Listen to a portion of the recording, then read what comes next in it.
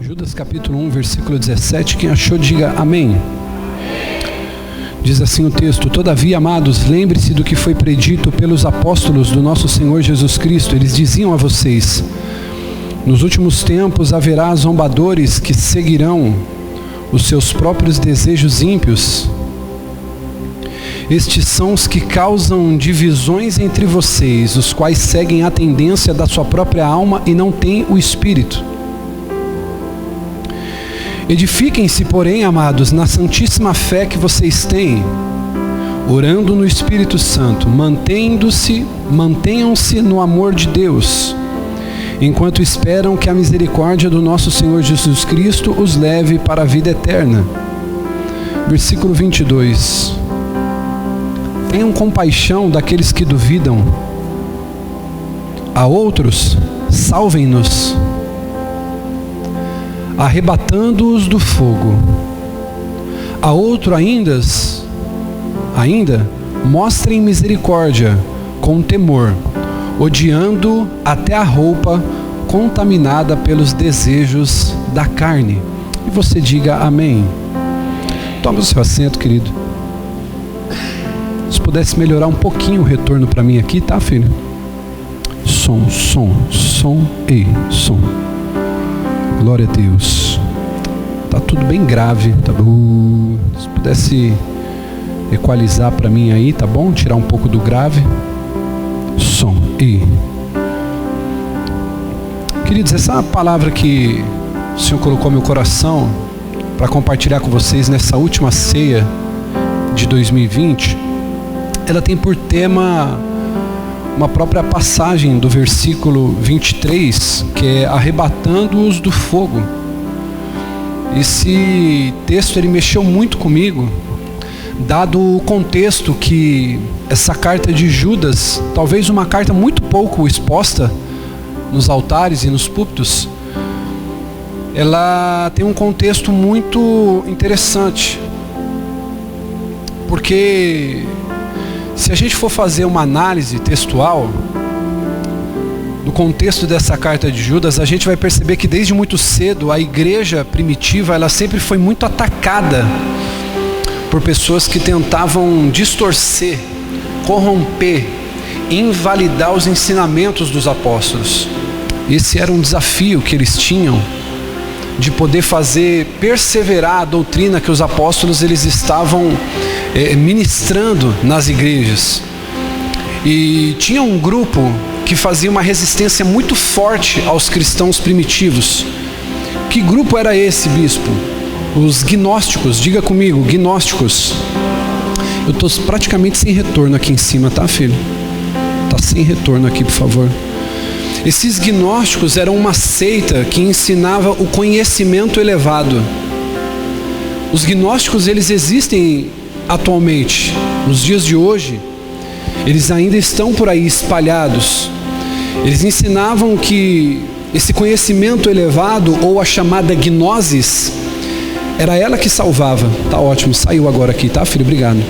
E que esse conhecimento elevado, essa gnosis, ela era a salvação, e que essa gnose ou esse conhecimento elevado era acessível somente a poucas pessoas, ou seja, alguns iluminados. Então, dentro desse contexto, eles queriam dizer que somente aqueles que tinham um conhecimento elevado dessa gnose seriam pessoas que teriam acesso a essa salvação. Então, essa falsa doutrina ela já refuta a base cristã da salvação por meio de Jesus. Ela desqualifica Jesus como nosso único e suficiente Salvador. O gnosticismo, através dessa gnose, ela desqualifica o sacrifício de Jesus na cruz do Calvário. Ela desqualifica Jesus como Salvador da humanidade por meio do seu sangue. E isso começou a trazer problemas sérios, porque ela desqualificava o mérito de Jesus na cruz e ela trazia, Wesley, o mérito através do sacrifício humano, aonde que esse agnosticista ele buscaria essa salvação através de um conhecimento acima, um conhecimento exaltado. E a Bíblia diz em Efésios capítulo 2, versículo 8 e 9, que a salvação ela vem pela graça, por meio da fé. Diga aleluia por isso. Só que esses gnósticos, eles tinham essa ideia da salvação através de um conhecimento puro, de um conhecimento elevado. Então eles eram uma resistência ao crescimento do cristianismo, da igreja primitiva, como não só naquele tempo, mas nos dias de hoje. Só que essa carta que Judas ele vai escrever para a igreja primitiva, ela vai trazer alguns ensinamentos para aquele povo. E aí o que acontece? Em razão de alguns irmãos dessa igreja começar a dar ouvidos para essas heresias, consequentemente, olhe para mim e redobre a atenção, eles passaram a ter dúvidas quanto às verdades bíblicas, quanto às doutrinas. E aí então entra Judas, não Judas o traidor, não Judas o Iscariotes, mas Judas, um dos apóstolos. Ele entra agora com essa carta, inspirado pelo Espírito Santo, para recomendar algumas atitudes internas e outras externas. A primeira coisa que ele vai falar para aquela comunidade, para os que estavam saudáveis, para aqueles que caminhavam na fé sadia, madura, que não entraram em dúvida com o gnosticismo dentro da igreja. E a gente vê hoje, querido, muito gnosticismo dentro da igreja. A gente vê muita coisa profética dentro das igrejas, a gente vê muita coisa espiritualista, né? Porque tem uma diferença entre o espiritualista e o espiritual. E a gente não está livre dessas coisas hoje, como a gente vê em alguns casos, meia ungida, tijolo ungido, bloco ungido, lenço ungido. A gente vê todo tipo de coisa, irmão. Recentemente eu estive numa igreja, em uma conferência, e aí passou uma irmã com uma bandeira do Brasil amarrada pelas costas, e toda aquela movimentação, e tudo que se fazia era movimentado pelo profético. Algumas igrejas hoje, elas não são mais igrejas evangélicas, são igrejas messiânicas, judaico-messiânicas, porque elas já não têm mais aquela dimensão de culto contextualizado para os dias de hoje. Você chega dentro da igreja, você vê o shofar, você vê o talite, você vê o kippá, você vê os utensílios sagrados que tinham no Antigo Testamento, uma igreja judaizada. A gente vê que o gnosticismo, de uma certa maneira, ele tem permeado pelos dias, e ele tem sido muito forte, presente nos dias de hoje. Tem pessoas que, se elas não verem um ato profético na igreja, elas pensam que está faltando alguma coisa. Parece que está faltando o sazon, parece que está faltando o tempero. Parece que se o pastor ele não pregar e não fizer cair fogo do céu, se o pastor ele pregar e não acontecer algo sobrenatural, o pastor ele não tem Deus na vida dele, está faltando alguma coisa, o pastor está subindo pouco no monte, o pastor ele está se consagrando pouco. E a verdade é que isso era muito pouco importante para a igreja primitiva, porque o importante para a igreja primitiva era a exposição fidedigna das escrituras, de modo que a doutrina fosse impartida ao coração dos membros daquela comunidade. Então Judas ele escreve para esse povo dizendo o seguinte: olha, vocês têm que ter misericórdia dos irmãos, porque os gnósticos eles estavam deturpando a doutrina dentro da igreja. Por isso, querido, que Charles Spurgeon, se não me engano, ele vai dizer que um pastor de verdade ele tem duas vozes. Uma é para espantar o lobo do meio do aprisco, e outra é para chamar o rebanho para si. Por isso que tem horas que o pastor ele vai precisar ser duro, o pastor ele vai precisar ser firme, o pastor ele vai precisar ser enérgico. Por quê? Porque bem sorrateiramente o diabo ele vai se utilizar de pessoas que às vezes está sentado do seu lado para começar a trazer algum tipo de dúvida, para começar a trazer algum tipo de doutrina, um gnosticismo, para trazer algum tipo de tempero dentro daquilo que você tem vivido. E aí é onde que entra Judas. Ele vai dizer assim: nós precisamos ter misericórdia dos irmãos que estão em dúvidas, porque esse ensino gnóstico dentro da comunidade cristã estava trazendo dúvida para alguns irmãos que estavam caminhando. Por isso, irmão, que você precisa tomar muito cuidado com o tipo de conversa que você tem, as mesas que você se relaciona, porque são elas que podem trazer saúde ou trazer doença para a sua vida com Cristo. E aí Paulo vai dizer assim: tenham misericórdia dos irmãos, arrebatando-os do fogo das dúvidas que arde em seu coração. Porque a pessoa, quando ela começa a entrar em muitas dúvidas, o Espírito Santo já não opera mais. A dúvida na mente de um cristão é o inimigo trabalhando. Um cristão salvo, batizado, ele não pode caminhar por dúvida, ele tem que caminhar por fé, por convicção. Agora, a dúvida na mente do ímpio é o Espírito Santo trabalhando, porque o ímpio ele tem todo o direito de andar em dúvida, porque ele não sabe, ele está morto em transgressão e em pecado. E aí ele vai nos dar esse conselho: primeiro, que a gente deve arrebatar do fogo aqueles que estão em dúvida no seu coração. E o segundo, a gente deve salvar os perdidos. Diga comigo, salvar os perdidos, arrebatando eles do fogo do inferno que os aguarda, caso a graça de Deus não alcance eles. Então nós temos dois públicos nessa manhã. Nós temos aqueles que são cristãos, que caminham com Cristo, que estão dentro da igreja, mas que carregam dúvidas no seu coração, e eles estão dentro de um fogo que arde no seu coração, cheios de dúvidas, cheios de questionamentos, cheios de medo. E nós temos também aqueles que estão caminhando rumo ao fogo do inferno, que são os perdidos, que são aqueles que não são alcançados. Então a gente, em outras palavras, vai perceber o seguinte: que a gente deve ser missionário de Cristo. Diga, eu preciso ser um missionário. Pode ser, preciso ser um missionário, tanto com os de fora como com os de dentro. Porque essa tem sido a tecla que eu tenho batido nesse ano de 2020, para muitos amigos pastores, para muitos homens que eu dou mentoria, para muitos pastores que me procuram, para muitas pessoas que eu converso. Não se trata só de eu esvaziar as ruas da cidade e encher a igreja. Não se trata somente de eu ganhar os perdidos e continuar matando os que estão dentro da igreja. Nós precisamos ter um entendimento de que não se trata só de salvar os perdidos lá fora, mas nós devemos cuidar dos que estão dentro também. E de quem é essa tarefa? Essa tarefa ela é impossível. Ela é impossível somente ao pastor da igreja. Por isso que o Senhor ele levantou uma hierarquia dentro da igreja. Ele colocou apóstolos, profetas, mestres. Hoje nós temos os pastores, nós temos o bispo, nós temos presbíteros, nós temos evangelistas, nós temos diáconos, nós temos obreiros. É uma cadeia de comando, é uma cadeia hierárquica, aonde essas pessoas elas vão auxiliar nesse trabalho pastoral. Irmão, tem pessoas que às vezes têm a oportunidade de pegar o microfone aqui, pregar uma palavra, e às vezes o coração se exalta. A pessoa ela tem a oportunidade de subir aqui, cantar, o coração se exalta. A pessoa tem a oportunidade de vir tocar, vir fazer alguma coisa, o coração se exalta. E ela esquece que o trabalho se trata não dela, mas das vidas que aqui estão.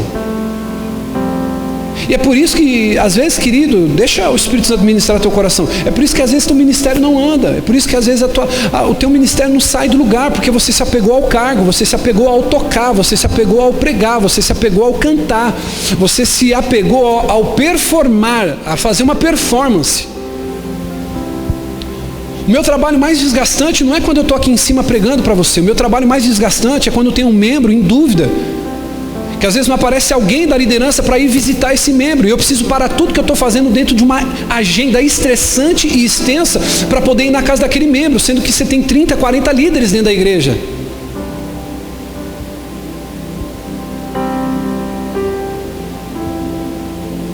E às vezes você caminha aqui dentro falando assim: não, bispo, está tudo bem, mas não está tudo bem, porque tem irmão seu que você precisa arrebatar do fogo, porque esse irmão está com dúvida se o seu pastor ele é ladrão ou não é.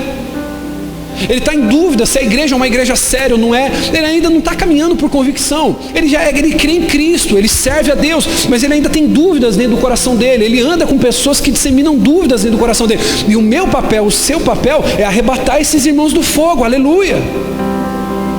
Então eu não posso simplesmente me preocupar só com o perdido. Irmão, vamos ser sinceros aqui, vamos conversar aqui de pai para filho, sim ou não? Quantas pessoas que você conhece, irmão, que são pessoas boas, e você fala: vamos na minha igreja? Ela fala: eu não quero saber de igreja, eu não quero.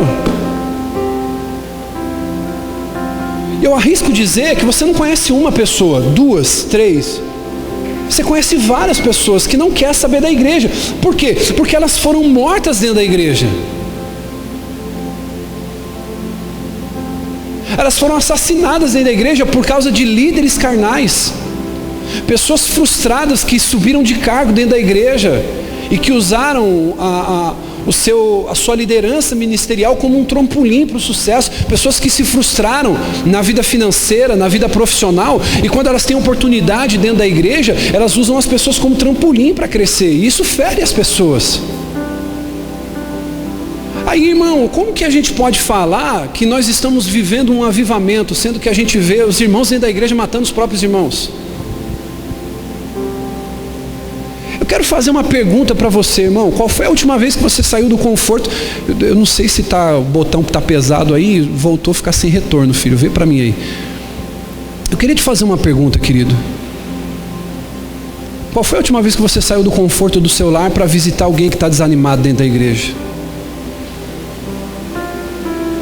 Nós aqui ensinamos e pregamos a maturidade, que cada um cuide da sua vida, que você dê conta de você mesmo, mas a gente precisa entender, querido, que nós precisamos arrebatar do fogo aqueles que estão em dúvida.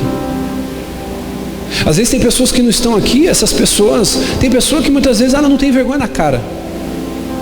A pessoa é mal agradecida. A verdade é essa. Quem me conhece sabe que eu não fico medindo palavras. A verdade é essa. Tem gente que é mal agradecida, tem gente que é picareta, tem gente que é sem vergonha, quer ser paparicada, pegada no colo. Irmão, aqui não tem lugar para isso. Mas em outros casos, tem pessoas que estão passando por dificuldades. Tem pessoas que estão enfrentando problema no casamento. Tem pessoas que estão enfrentando problema financeiro. Eu não estou dizendo para você pegar o teu dinheiro e ir lá na casa do irmão e entregar o seu dinheiro para ele. Mas olha, uma visita faz a diferença. Uma ligação, poxa, eu não posso ligar. Mas qual foi a última vez que você parou para fazer isso? Então é por isso que a gente vai vendo uma igreja inchada, uma igreja evangélica hoje, nos nossos dias, inchada. É uma igreja que entra 10 pela porta da frente e está saindo 5 pela porta de trás. Não há crescimento. Porque à mesma medida que vão chegando pessoas, vão saindo outras. Então nós precisamos entender qual que é o nosso papel. Será que o seu papel é simplesmente tomar um banho de manhã, tomar um banho no domingo, passar um perfume, pôr uma boa roupa e vir aqui para receber uma palavra de vitória? Será que é somente essa a nossa função como parte do corpo de Cristo? Nós precisamos refletir.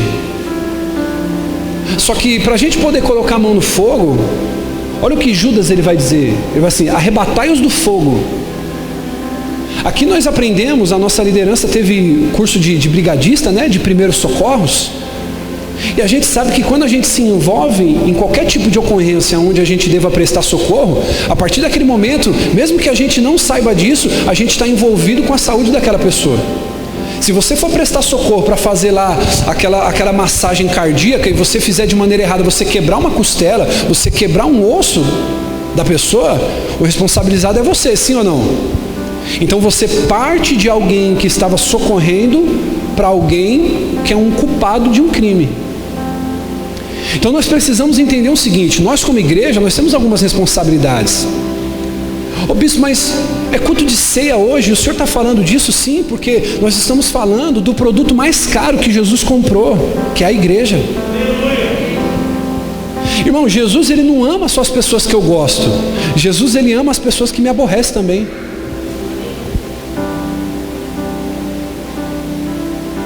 A gente precisa entender que existe uma pluralidade. Não sei se eu falei certo agora, mas a minha língua travou.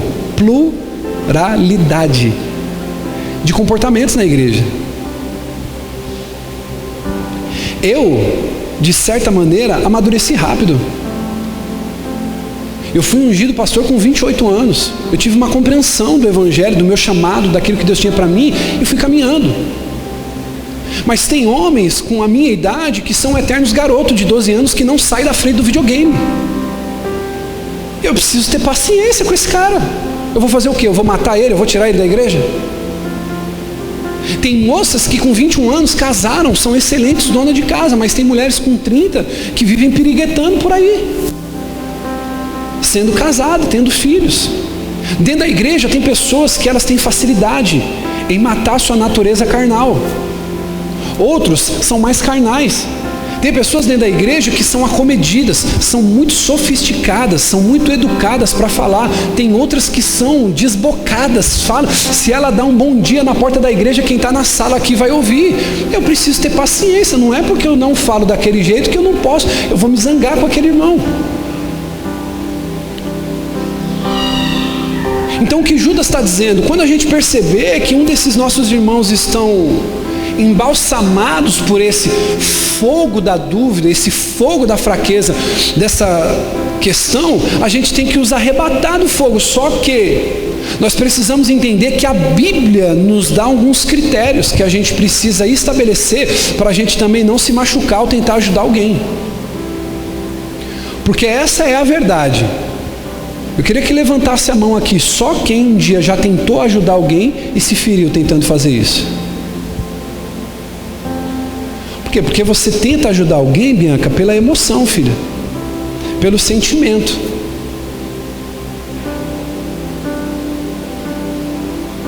A gente não tenta ajudar as pessoas segundo uma convicção que a Bíblia nos orienta.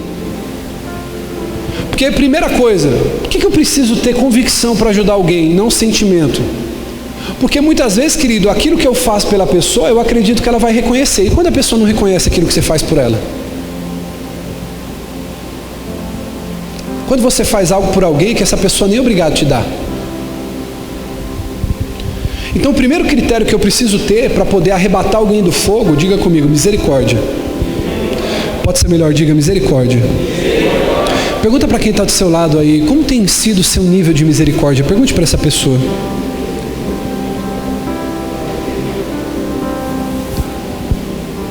Escute isso. O dicionário define misericórdia como sendo um sentimento de dor. Misericórdia, um sentimento de dor, de solidariedade com relação a alguém que sofre uma tragédia pessoal ou alguém que caiu em desgraça. Misericórdia é você ter o sentimento de dó, de compaixão, de piedade. Misericórdia é um ato concreto de manifestação de sentimento, como perdão, indulgência, graça, clemência por alguém. Então, eu ter misericórdia é eu sentir piedade do meu próximo, é eu ter compaixão do meu próximo. Bispo, mas ele já errou. Uma vez, 2 vezes, 3 vezes, quantas vezes eu vou precisar perdoar? Quantas vezes necessárias forem, porque toda vez que você peca, você também é perdoado. O problema está que a gente quer colocar um limite. Quem tem limite, querido, é cartão de crédito. A graça de Deus, ela não tem limite, porque a Bíblia diz que aonde abundou o pecado, superabundou a graça de Deus. A palavra misericórdia é a soma de 2 palavras: miseris e córdia, ou cordia. Ou seja, ser misericordioso, escuta isso, ser misericordioso é você ser cordial, de cordia com a miséria ou miseres do outro. Ou seja, toda vez que eu preciso ser misericordioso, é que eu estou sendo cordial com a miséria daquele meu irmão. Porque em tese, todos nós que estamos em algum tipo de erro, estamos em algum nível de miséria. Daí a palavra misericórdia. Você lembra quando Jesus disse, o Senhor, Ele disse através dos profetas, misericórdia eu quero, não sacrifício. Você lembra quando tinham 2 homens orando no templo? Um era fariseu e ele se orgulhava do dízimo, ele se orgulhava das suas liturgias, e o outro era um publicano, e ele dizia, não conseguia nem olhar para cima e dizia assim, Senhor, eu sou pecador, me perdoa. Misericórdia, diga comigo, é ser cordial com a miséria do meu irmão. Se nós queremos ser, querido, missionários de Cristo, dentro da igreja ou fora, nós temos que ter misericórdia com os nossos irmãos. Irmão, eu posso aproveitar para falar isso aqui de altar, sim ou não? Uma das coisas que mais fere o meu coração é quando eu ouço de alguém o seguinte, fala, bispo, ali para mim já era. Ali eu não ligo mais, ali eu não visito mais, ali eu não faço mais. Quantas e quantas vezes eu ouço de pessoas, bispo, você é trouxa, bispo, você é bobo, bispo, você é um otário. As pessoas, elas cospem na sua cara. Você liga, não te retorna. Você visita, não dá retorno. O Senhor se preocupa, o Senhor faz, o Senhor visita, o Senhor dá atenção. E as pessoas respondem como? As pessoas às vezes te ignoram, as pessoas não te dão retorno. Eu não estou fazendo isso, querido, pelo que elas vão me responder. Eu estou fazendo isso por misericórdia, é ser cordial com a miséria do outro.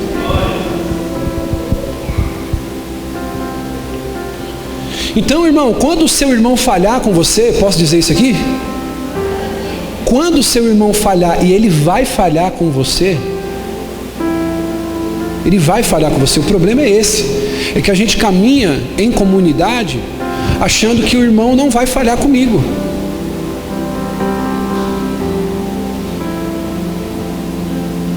E esse é o nosso problema. A gente quer caminhar dentro da igreja com uma bolha, de que ninguém me incomode, de que ninguém me irrite, de que ninguém me tire do meu conforto.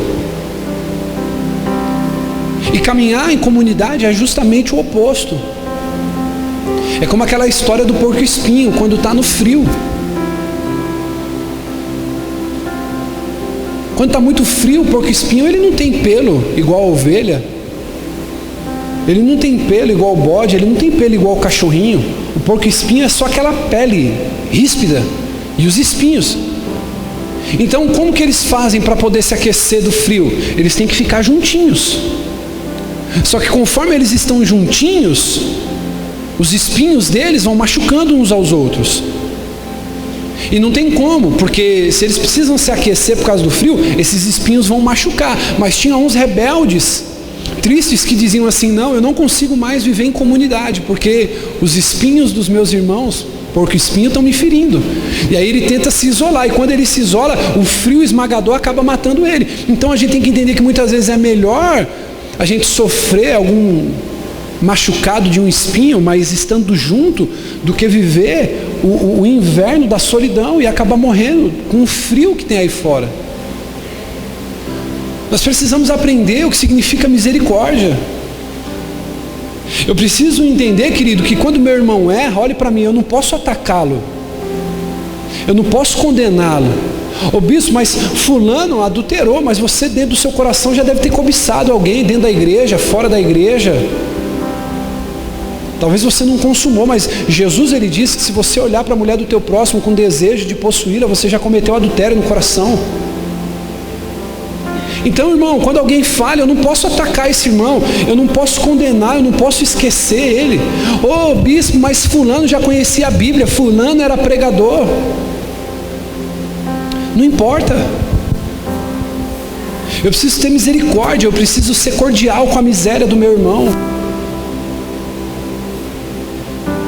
Eu não consigo entender uma geração de crentes, irmão, uma geração de cristãos que vem para a igreja, que antes de dormir ora, que quando chega no culto ora, que de manhã ora. Eu pelo menos acredito, quero acreditar nisso, que muitos oram, pedindo perdão a Deus, mas não conseguem perdoar o próximo. Eu não consigo entender como que alguém consegue orar falando para Deus: Deus me perdoa, e não consegue perdoar o próximo. Então eu não posso esquecer de quem peca, eu não posso esquecer de quem está em miséria, eu não posso abandonar essas pessoas, eu preciso ter misericórdia. Diga comigo, misericórdia. Essa primeira coisa vai ser o que vai te levar a estender a mão para você arrebatar do fogo aqueles que estão em dúvida, os que estão perdidos. Então eu preciso ter um ato concreto de manifestação desse sentimento, eu preciso ter graça com os meus irmãos, eu preciso amá-los. Amém? Amém, irmãos? A gente precisa entender que a gente vive num cenário de batalha espiritual. De batalha espiritual. Eu não preciso ir muito longe, querido. Eu posso falar isso aqui, sim ou não? Quantos, irmãos, no nosso grupo de homens são bons para fazer brincadeiras, para poder fazer, mas o meu irmão está afastado da igreja. Meus dois irmãos, eles não tiveram uma ligação de nenhum homem dessa igreja. Meus irmãos. Quantos irmãos estão deixando de vir para o culto? E às vezes eu preciso implorar, mendigar para um líder da igreja aqui, poder falar, pô, pega o telefone, liga para o cara lá, liga para a irmã lá. Quantas vezes eu já ouvi, irmãos, de pessoas que eu ligo para poder dizer, vem para o culto, olha, vem para a igreja, bispo, eu vou, mas sabe muitas vezes o que me entristece? É que parece que só o pastor da igreja acha que eu sou importante.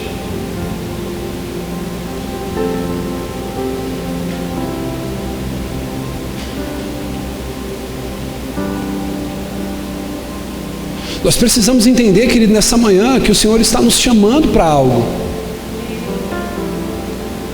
Ele diz, arrebate-os do fogo. Só que como se eu não tenho misericórdia? Como se só os meus problemas são mais importantes? Como se só as minhas dores é as que doem mais? Você que está aqui, querido, essa manhã, você precisa entender que essa palavra é para você. Diga assim, eu tomo posse dessa palavra. Eu preciso, querido, entender que esse desafio não é só do pastor da igreja. Diga, esse desafio é meu. Diga, esse desafio é meu. Eu preciso me posicionar para isso. Próximo. Eu já estou caminhando para encerrar. Eu preciso ter misericórdia. Diga comigo, misericórdia. Diga, segundo, determinação. Olha o que ele vai dizer no versículo 23. Salvem os perdidos, arrebatando-os do fogo. Escute isso, irmão. É preciso muita determinação para arrebatar alguém do fogo. Quem já viu aquele filme, foi muito conhecido no meio do povo de Deus, A Prova de Fogo, né? A gente vê que o rapaz era bombeiro, né? Casado com a moça lá. E aí acaba me lembrando isso. Nós temos aqui bombeiro civil na igreja, pessoas que colocam sua vida em risco. Olhe para mim, sabe por que muitas vezes, querido, você não tem essa preocupação? Porque você não tem essa determinação. Por quê? Porque quando eu me coloco à disposição para arrebatar alguém do fogo, eu estou colocando a minha vida em risco. Eu estou colocando a minha vida em risco. Irmão, nós tivemos 7 semanas de oração. Os principais líderes da igreja não subiram no monte. Não adianta, irmão, as pessoas não vão te respeitar pelo cargo que você tem. Elas vão te respeitar quando elas olhar para você e dizer, ele coloca a mão no fogo por mim, ele vai atrás de mim, ele se preocupa. Não adianta, você não vai ser líder, irmão, respeitado, dando comando pelo WhatsApp. Porque tem gente que pensa isso, eu já passei escala, eu já fiz, eu já organizei, eu já orientei. Quantas vezes você foi na casa de quem você lidera?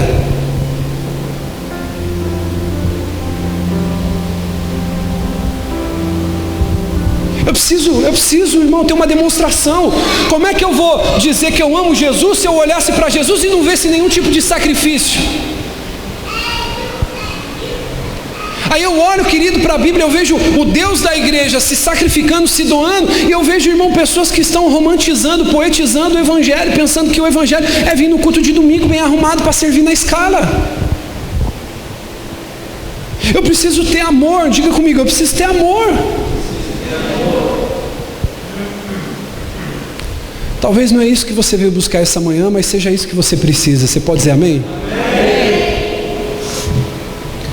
Deixa eu dizer uma coisa para você, irmão. É certeza que se você for arrebatar alguém do fogo, a sua mão vai ficar chamuscada, vai espirrar brasa em você. Ou seja, quando se fala em vidas, vai sair algum respingo em você. É a mesma coisa que você querer se envolver em obra e não querer ralar a mão, não querer martelar o dedo, não querer apertar o dedo em algum momento, não querer se machucar. Bispo, sabe o que é? Esse negócio de ministério para mim, eu não quero mais saber por quê? Porque eu já me feri. É claro que você vai se ferir, você está lidando com vidas, você está arrebatando pessoas do fogo, então você vai se ferir, você precisa entender isso. E se você entende isso, você já sofre menos. Por quê? Porque vai doer, mas você não vai sofrer. Uma coisa é você se machucar e outra coisa é você sofrer por causa desse machucado. Sim ou não? Quem aqui que já andou de bicicleta aqui? Quem já andou de bicicleta, de skate, de patins? Quem já fez algum esporte? Tem um Edson, né? É judô que você faz, né, filho? Judô. Já se machucou? Já?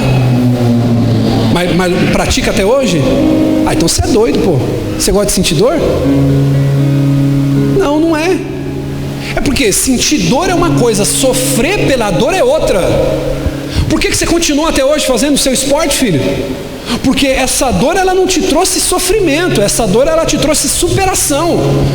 E é o problema que a gente vê hoje. Quantas pessoas a gente recebe diariamente falando: bispo, eu me feri, bispo, me machucaram, bispo, aconteceu isso. Jesus, ele diz para os seus discípulos: vai, entra nas casas, entra nos povoados, entra nos valados. Quando você chegar em algum lugar, você diga: paz seja sobre esse lugar. Se não aceitarem a paz, não perca a sua paz, simplesmente bate o pó do seu corpo, da sua roupa, e siga em paz. O que eu preciso fazer é isso. Eu não posso ficar sofrendo pela queimadura que eu tive ao tentar arrebatar alguém do fogo.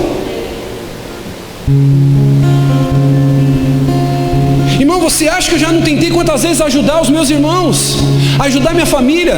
A minha irmã, há 6 anos atrás, aceitou a Jesus quando eu preguei lá nas 2 pistas ainda, quando eu era pastor junto com o bispo. Ela aceitou Jesus, entregou a vida a Jesus. Meu irmão, também ganhei evangelista para Jesus. A família dele, ganhei minha cunhada, ganhei para Jesus. Ganhei meu irmão alguns cultos atrás para Jesus aqui, aceitou Jesus numa pregação onde eu preguei. Eu me machuco, irmão, eu vou lá, coloco a mão no fogo, não é fácil. Quantas vezes, irmão, nas noites, nas madrugadas, orando, falando: Senhor, eu não aguento mais, esse povo é um coração impenitente, deixa eles lá. Se o Senhor não conseguiu converter o coração deles, o que eu estou fazendo lá? Mas é o que ele diz: ei, meu filho, tenha misericórdia, porque um dia eu tirei você do álcool, eu tirei você da maconha, eu tirei você da cocaína, eu tirei você da noite, eu tirei você da prostituição, mas tinha alguém que não desistiu de você. Deixa eu fazer uma pergunta para você que está aqui essa manhã: quem você hoje pode dizer assim: não desisti de fulano, não desisti de Beltrano? Irmão, se não tivesse alguém investido na minha vida até o fim, até eu ficar firme, eu não estaria hoje aqui.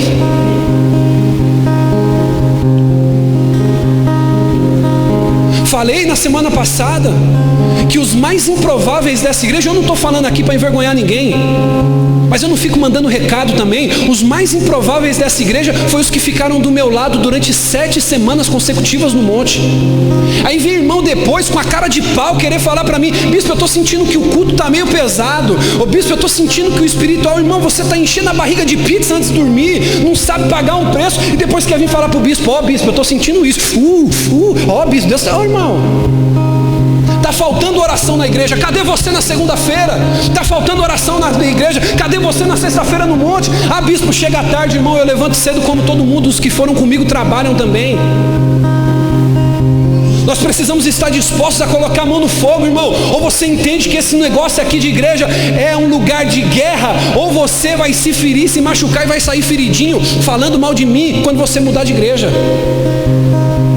Ou você entende, meu irmão, que isso aqui é lugar de batalha, isso aqui é lugar de sacrifício, isso aqui é lugar de matar a sua carne, ou você vai se ferir, você vai se machucar.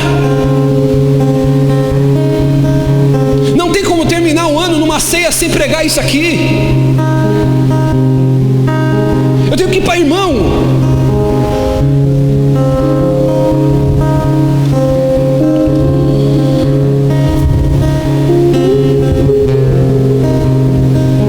Acontece muito hoje, fulano para de vir para o culto, aí sabe o que acontece? Aí junta aquele guetinho, junta aquele bolinho, junta aqueles irmãozinhos, que fala assim: ó, tá vendo? Aquele lá nunca foi leal, aquele lá nunca me enganou, e às vezes o irmão está apanhando na prova. Às vezes a irmã está apanhando do marido dentro de casa.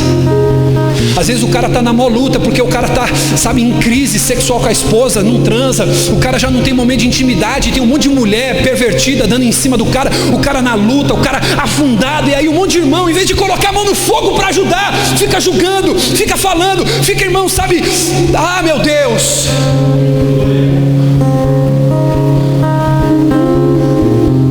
Eu juro para você que eu queria estar aqui pregando uma palavra para você sair daqui pulando, irmão. Mas como eu posso falar para você de uma palavra alegre se muitas vezes do céu Deus olha para a gente e está triste?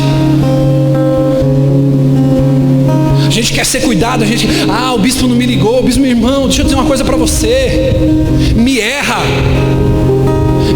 irmão, não me acompanha que eu não não sou novela, pelo amor de Deus. Para de ficar trazendo probleminha, irmão, de criança mimada, pelo amor de Deus. Pelo contrário, me ajuda, irmão. Dobra a manga da tua camisa. Vamos colocar a mão na massa. Vamos colocar a mão no fogo. Vamos salvar o perdido. Vamos salvar o perdido. Vamos salvar os perdidos. Sabe, irmão, pelo amor de Deus, eu estou cansado de ficar resolvendo problema de crente que só fica dando trabalho, irmão. Só fica que nem um cachorro rodando em volta do rabo. Ah, é porque eu não estou na escala. Ah, bispo, é porque fulano isso, porque fulano aquilo. Meu Deus do céu. E tem gente que está morrendo indo para o inferno, irmão. Quantas pessoas morreram nessa pandemia? Deixa eu dizer uma coisa para você. O meu problema não é quantas pessoas morreram. Você pode me chamar de insensível. Não ligo. Digo para você, não ligo quantas pessoas morreram. Não ligo. Sabe o que me incomoda? Sabe o que me preocupa? Sabe o que me entristece? É quantas morreram sem salvação. É isso, você é bonitão, né? Ah, irmão, me desculpa, mas eu vou falar. Bonitinho, limpinho, perfumadinho. Mas você sabia, irmão, que tem muita gente da tua família que pode ir para o inferno porque você não abriu tua boca, porque você desistiu de visitar, porque você desistiu de falar do amor, porque você desistiu de ter briga, de ter confusão. Jesus falou, não pense que eu vim trazer a paz, eu vim trazer a espada, eu vim colocar o filho contra o pai contra o filho. O que quer dizer isso? Que vai ter guerra sim, você tem que pregar o evangelho sim, vai ter vez que você vai ser o estraga prazer daquela festa, porque você vai falar de Deus quando todo mundo quiser estar pecando. É isso, colocar a mão no fogo, você vai se ferir na tua família. A minha mãe me deu uma criação católica desde a nossa infância. E quando eu faço uma oração na casa dela para agradecer antes de comer, ela se ofende. O clima fica diferente, o meu coração se entristece. Você pensa que quando eu chego na casa da minha mãe, eles põem cadeira, olha, o bispo Cleiton chegou. É nada, irmão, eu sou nivelado por igual, sou filho. Mas eu estou lá queimando a minha mão. Muitas vezes esse irmão, que você tem uma birra, que para você tanto faz, irmão, se esse irmão sair daqui e for para uma outra igreja, o seu pastor está pondo a mão para queimar por esse irmão. Eu quero te fazer uma pergunta, você está colocando a mão no fogo por quem? Irmão, deixa eu te dizer uma coisa, pega as tuas coisas e vai embora. Se você não quer sofrer, se você não quer pegar a tua cruz, se você não quer negar a ti mesmo, você tem que ir para o espiritismo, você tem que ir para o kardecismo, você tem que ir para o umbandismo, você tem que ir para a macumba. Agora, se você decide seguir a Jesus Cristo, eu tenho um conselho para você nessa manhã: tome a sua cruz, negue-se a si mesmo, coloque a mão no fogo e siga Jesus, porque não vai ser fácil, mas vai valer a pena no final, porque Ele vai dizer: servo bom e fiel, entra no gozo do seu Senhor, entra no descanso do seu Senhor. Essa palavra pode parecer dura para você nesse princípio, mas eu quero dizer uma coisa para você, meu irmão: são palavras de vida eterna para abençoar teu coração, abençoar tua casa, abençoar tua família. Você não vai terminar o ano do mesmo jeito.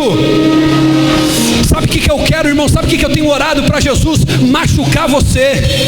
A minha oração é: Jesus, coloca marcas no povo dessa igreja, coloca marcas no coração, coloca marcas na mente, coloca marcas na mão desse povo. Vão ser marcados pelo fogo do Senhor.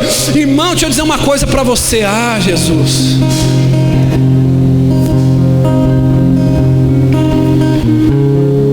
por que eu preciso ter determinação? Porque não adianta eu ter sentimento sem ação.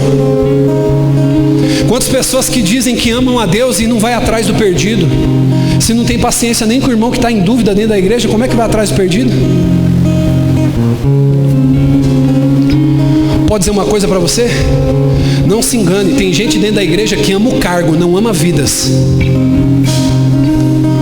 Chupa esse house aí que o sabor dele é novinho, tá? Fresquinho, desceu do céu.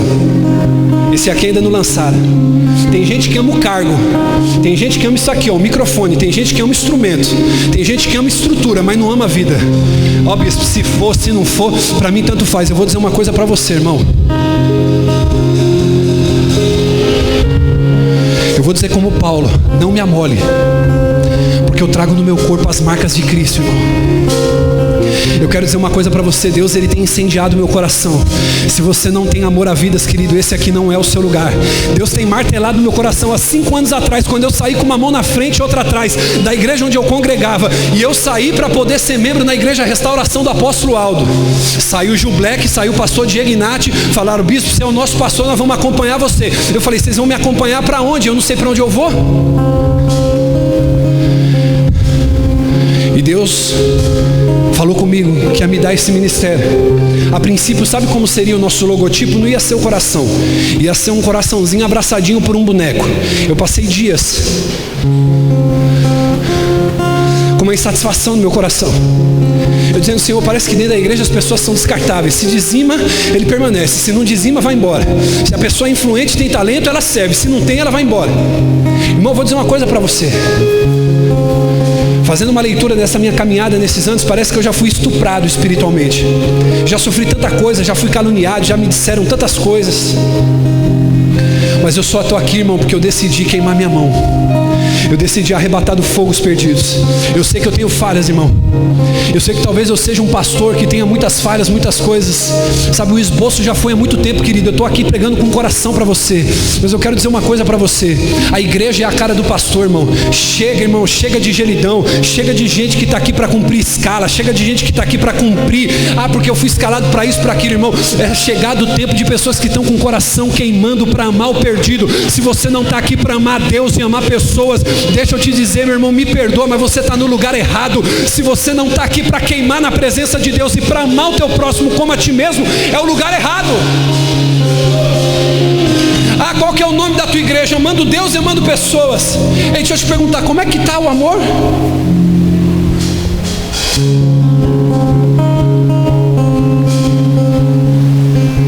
Eu encerro aqui.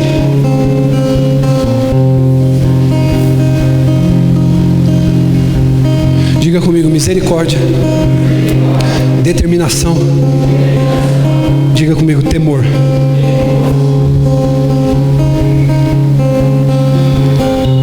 Eu preciso ter temor, porque muitas vezes eu posso cair no erro de querer ajudar alguém e cair no mesmo erro dessa pessoa, sim ou não? Então eu preciso ter temor. Diga: temor.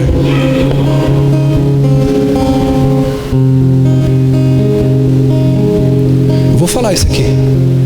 Posso falar? Quantas mulheres estão se perdendo porque não tem temor a Deus? Estão colocando o marido acima de Deus. Não estou falando igreja. Está colocando o marido, está colocando a mulher, está colocando a esposa, está colocando os filhos acima do Senhor. Não, bispo, sabe o que é? Eu estou determinado a colocar a mão no fogo pela minha esposa. Eu estou determinado a colocar a mão no fogo pelo meu marido. Eu quero a salvação do meu marido, mas acaba se perdendo tentando ajudar. Por isso que eu tenho que ter temor. Diga comigo: temor. Bispo, como é que eu posso ter equilíbrio entre o sentimento de misericórdia e a ação de determinação? Diga comigo: temor. Você precisa ter temor, irmão. Deixa eu dizer uma coisa: temor a Deus não é medo de Deus. É temor de Deus, é temor das consequências, é temor de cair no mesmo erro da pessoa que você está ajudando, é temor de você cometer os mesmos pecados daquela pessoa que muitas vezes você quer estender a mão.